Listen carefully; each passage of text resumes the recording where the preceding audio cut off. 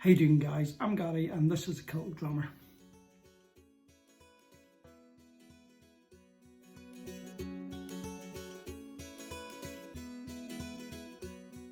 Welcome back, folks, to the dining room and for another little journey around the blends. First time popping on the channel. After you've watched the video you like what you see, please give us a wee thumbs up and consider hitting the subscribe button. Okay, around the blends.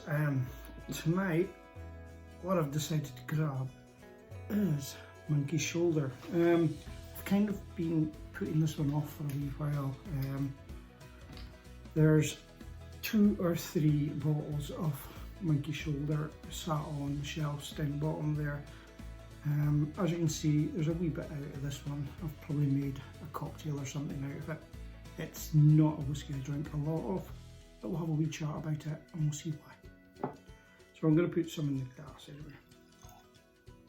anyway. Wow.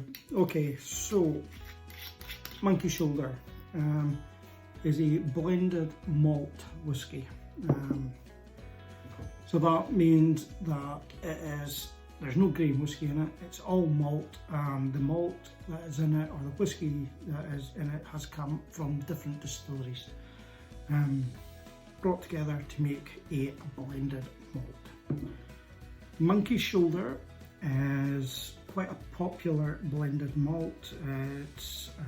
You'll find it on most sort of supermarket shelves. You'll find it a lot in bars. You will see it in specialist retailers, etc. You'll see it in cocktail bars as well. It's used quite a lot in that sort of style of whiskey drinking. It is put out at 40%. I think in some places it's 43%. Don't quote me on that. Possibly over in America it's at 43%. I know that here we've got it at 40%. The whiskey itself, as you'll see, I don't know if you'll read that there, is William Grant and Sons. If you know your sort of whiskey distillery ownerships, they own Glenfiddich, Balvenie, Kninvie, and over in Ireland they've also got, is it Tullamore? Down Glasgow area they've got the Girvan distillery, so they've got several distilleries. And as I said, because this is a blended malt, it is only malt whiskey in it, and it must all come from Scotland because it's a Scotch. So what they say, the recipe of this is some whiskey from Glenfiddich, some whiskey from Kninvie, and some whiskey from the Balvenie. The proportions of each, or whatever, are I suppose a secret, trade secret, a company recipe secret. The whiskey was originally blended together to be a cocktail mixer. The whole idea of this whiskey was that you would find it in cocktail bars and it would be used in cocktails, or you would have it in your whiskey and cola, that sort of thing. Although it is now drunk quite often as a maybe entry level malt whiskey, the whole concept behind it was never really for that. It was all about being there as a mixing whiskey. And there are a few other distilleries off the top of my head. Glenmorangie, they do one like that as well, which is predominantly supposed to be a mixing whiskey. So like I said, it should have proportions of Glenfiddich, Kninvie and the Balvenie in it. We'll have a wee sniff at it, see what it's like.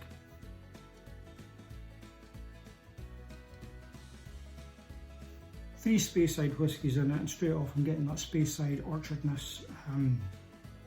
Apples, pears, you know, that orchard fruit. There's vanilla, and there's also sort of a banana coming through in it.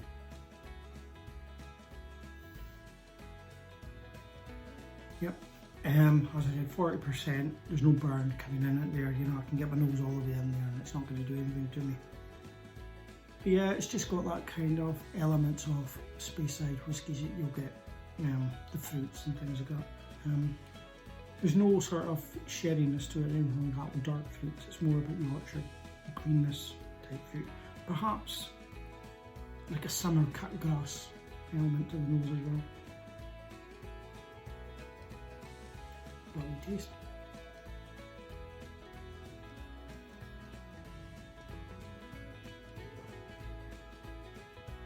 Initially that mouth feels quite creamy, then it falls away to me for being quite watery on the down towards finish. There's a little bit of a citrus element to it there, almost a lemony. Yeah, more towards the finish on it, there's a lemon element to it. There's not much spice. I'm not even sure if I would say there was a spice. There's just something more tangy than spice. Maybe that's coming through from that citrus thing I can get there. Butterscotchy, still slightly creamy on the top of the mouthfeel, not on the finish. Give it another wee sip.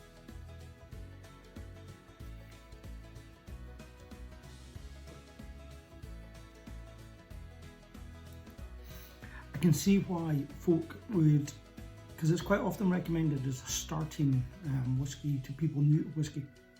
And I can see why. There's nothing harsh about it. And it probably gives over that good element of what Speyside whiskies are. You know, that orchard style fruitness, but quite light. There's perhaps a bit of a honey in it as well.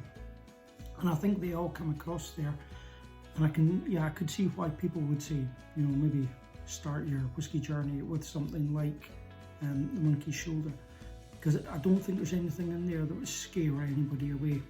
And like I said, you could add it into a cocktail or your Coke or something like that, and yeah, I can see why people would use it.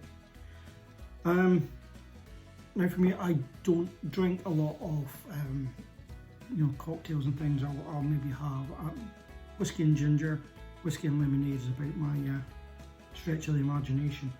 And that's probably why a lot of the Monkey Shoulder that I have sits on shelves and unopened and drunk, because I tend to drink more you know, straight malt whiskey, straight grain whiskey, rather than the blended ones. So yeah, if you're out there and you're wanting to help one of your friends get into whiskey, yeah, maybe nothing wrong with going towards Monkey Shoulder. It's cheap enough. It's sort of £22 on a supermarket shelf here in the UK. I can't see it being much more than that abroad. Nothing wrong with it. Solange.